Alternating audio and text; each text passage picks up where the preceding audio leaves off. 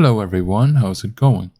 In this video, we're going to take a look at Palantir, trading under the ticker symbol PLTR. It has been having a lot of momentums and discussions recently, and with the release of its Q2 results, things may have been looking on the up and up. So today we will try to assess what is the latest news, the fundamentals, and try to determine what is the best approach or the course of action to take given the circumstances. Before we begin today's video, if you like what you see and would like to support my channel, please remember to like, comment, and subscribe, and to check out the affiliate links in the description of the equipment that I use to produce those videos.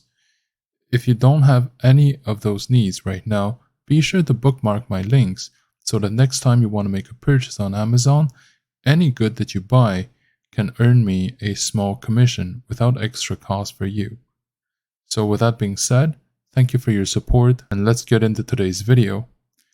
Looking at the stock movement, Palantir is still looking optimistic and wants to score higher. Considering the after hours reaction, it's not very surprising. Now, let's also talk about the earnings report.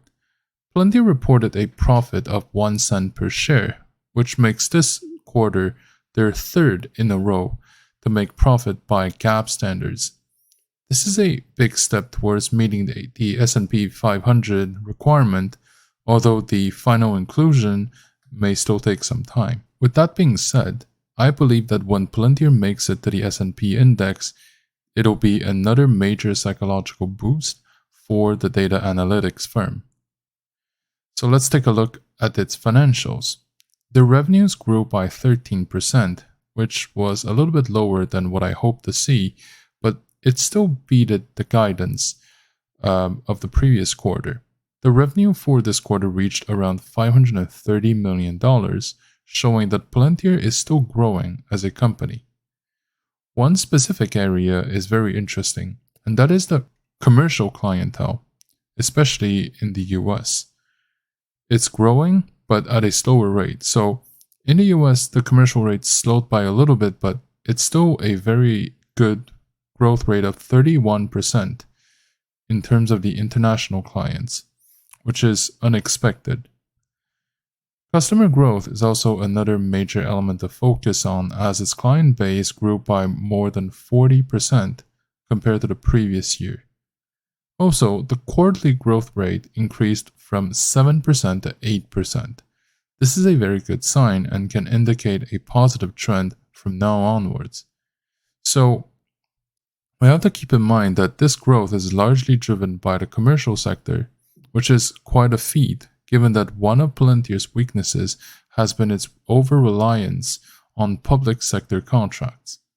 On top of that, billings is also known to be a significant metric.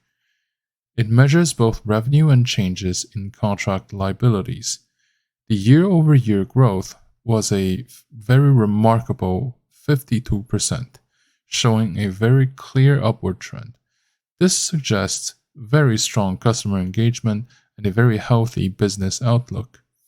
It means that the cash flows can have a certain degree of safety and can be predicted to a certain extent, and that any possibility of share dilution is currently kept at bay, and this has the possibility to increase people's interest into Palantir's shares in the short to medium term. So when we take a look at its fundamentals, the increase in customer deposits and the deferred revenue is a very positive sign for the company's growth.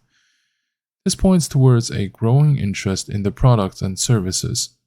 The operating cash flow for this quarter was around $90 million, a little bit lower than previous quarters, but it needs to be considered alongside other factors as well.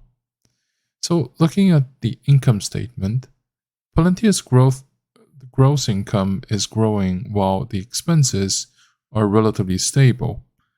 This shows the scalability and the potential for future growth.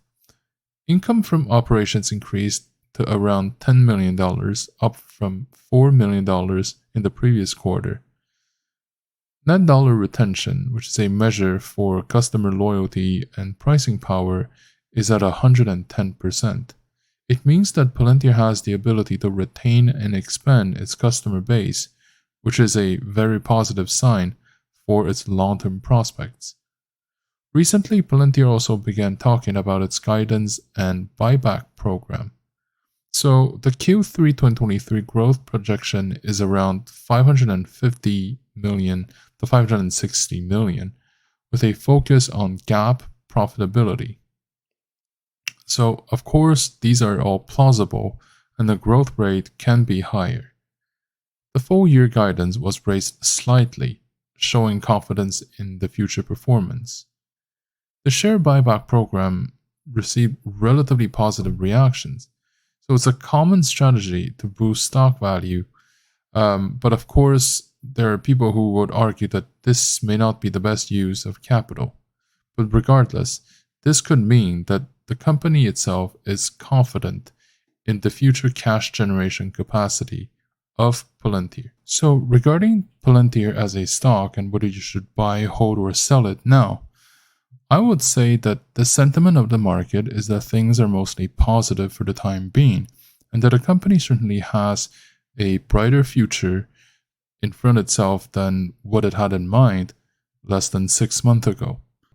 If we look at the long-term price action of Palantir, we must ask ourselves whether this company has a place in the economy of tomorrow or the day after tomorrow. Palantir Technologies is a software company specializing in providing big data analytics and management solutions to various industries. The company's flagship product, Palantir Gotham, is a powerful platform helping organizations to make sense about the data and provide advanced data integration, analysis, and visualization models. One of the key features of Palantir Gotham is its ability to integrate data from a wide variety of sources. It can work with structured and unstructured data like text, images, and videos, handling data in multiple formats and languages. It makes an ideal solution for organizations having data spread across multiple systems and departments. Palantir Gotham also provides advanced data analysis capabilities, including natural language processing, machine learning, and predictive analytics. These features allow the organizations to uncover hidden insights and patterns in their data, which can be used to make better decisions and improve business performances. For example, a bank can use Palantir Gotham to analyze customer data and identify patterns indicating a high risk of fraud or a potential loss of customers. Palantir Gotham also provides secure role-based access to data. The platform uses a combination of technical controls and policy-based access controls to make sure that only the authorized users can access the sensitive data. This is very important for organizations like the financial institutions, which are subject to strict regulatory requirement for security and privacy. Palantir's solution is widely used by government and intelligence agencies and financial institutions, consulting firms, and other kinds of companies around the world. The platforms can help these organizations to make sense of complicated situations and to identify possible solutions. In conclusion, Palantir Technologies is a leading provider of big data analytics and management solutions. Its flagship product, Palantir Gotham, is a powerful platform helping organizations to make sense about what their data are trying to tell them and to make better decisions. Their solutions can be highly customizable and can be tailored to the specific needs of different organizations, making it a valuable company for the global economy. As we look at Palantir's financials, the first thing that is noticeable is the positive gross margin.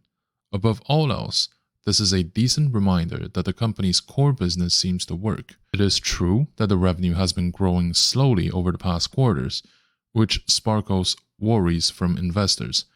But the fact that the gross margin is even positive to begin with suggests that this business model is valid and can be scaled up, which can solve the problem once they reach a certain critical mass of clients.